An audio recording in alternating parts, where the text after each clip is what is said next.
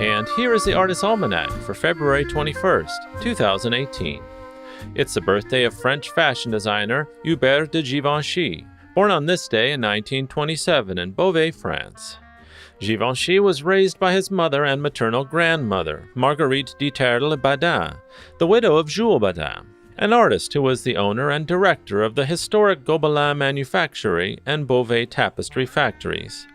Artistic professions ran in the extended Badin family as well. Givenchy's maternal great-grandfather, Jules de Terle, was a set designer who also created designs for the Beauvais factory, including a set of 13 designs for the Élysée Palace. One of his great-great-grandfathers also designed sets for the Paris Opera. Givenchy moved to Paris at the age of 17, where he studied at the École des Beaux-Arts. Givenchy's first designs were done for Jacques Fath in 1945. Later, he did designs for Robert Piguet and Lucien Lelong, working alongside the still unknown Pierre Balmain and Christian Dior. From 1947 to 1951, he worked for the avant-garde designer Elsa Schiaparelli. In 1952, he opened his own design house in Paris. Later, he named his first collection Bettina Graziani, for Paris's top model at the time. His style was marked by innovation, contrary to the more conservative designs by Dior. At 25, he was the youngest designer of the progressive Paris fashion scene. His first collections were characterized by the use of rather cheap fabrics for financial reasons, but they always piqued curiosity through their design. Audrey Hepburn, later the most prominent proponent of Givenchy's fashion, met with Givenchy in 1953 during the shoot of Sabrina. He went on to design the black dress she wore in Breakfast at Tiffany's.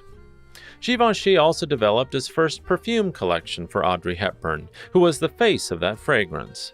For the very first time, a star was the face of a fragrance's advertising campaign, and probably the last time that it was done for free, only for friendship. Givenchy has gone on to be the preferred clothier to countless iconoclasts over his 65-year career, including Jacqueline Kennedy, Grace Kelly, Maria Callas, Lauren Bacall, just to name a few. Hubert de Givenchy turns 91 years old today. He resides at his Château du Givenchy, a listed historic castle near Paris. In his retirement, he has taken to collecting 17th and 18th century bronzes and marble sculptures, which sounds just grand. It's also the birthday of American singer, songwriter, and activist Nina Simone, born in 1933 in Tryon, North Carolina. The sixth of 8 children in a poor family, Simone began playing piano at the age of 3. Demonstrating a talent with the instrument, she performed at her local church, and at the age of 12, Simone made her first classical concert recital, and would later say that during this performance, her parents, who had taken seats in the front row, were forced to move to the back of the hall to make way for white people. She refused to play until her parents were moved back to the front, and also said that the incident contributed to her later involvement in the civil rights movement. Because of her extraordinary talent, Simone's music teacher helped establish a special fund to pay for her education. Subsequently, a local fund was set up to assist her continued education, which led her to a summer at Juilliard in preparation for her auditions at the Curtis Institute of Music, where her application was denied because of racial prejudice. Simone would nonetheless go on to a highly successful recording and performance career, and by the mid-60s had become an impactful civil rights activist as well. Simone had always included songs in her repertoire that drew upon her African-American origins, but with the release of her live recording of 1964, she, for the first time, openly addressed the racial inequality that was prevalent in the United States with the song Mississippi Goddamn, her response to the 1963 murder of Medgar Evers and the subsequent bombing of the 16th Street Baptist Church in Birmingham, Alabama, that killed 4 young black girls and partially blinded a 5th. The song was boycotted in some southern states, and copies were smashed by a Carolina radio station and returned to Simone's record label. The song was a direct challenge to widely held beliefs that race relations could change gradually and called for more immediate developments, and was a key moment in her political radicalization.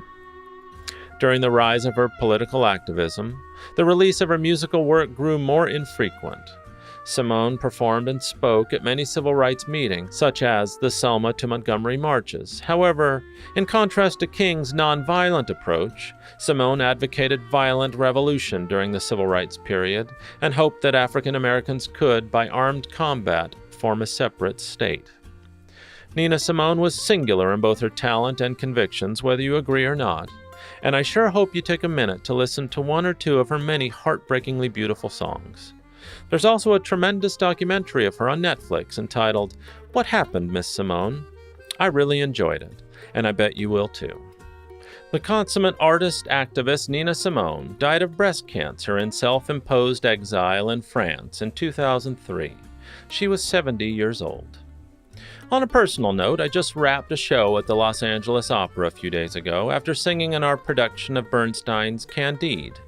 On stage with us were the incomparable Kelsey Grammer and Christine Ebersole, both of whom were terrifically entertaining in their roles, generous colleagues, and coincidentally, share birthdays today.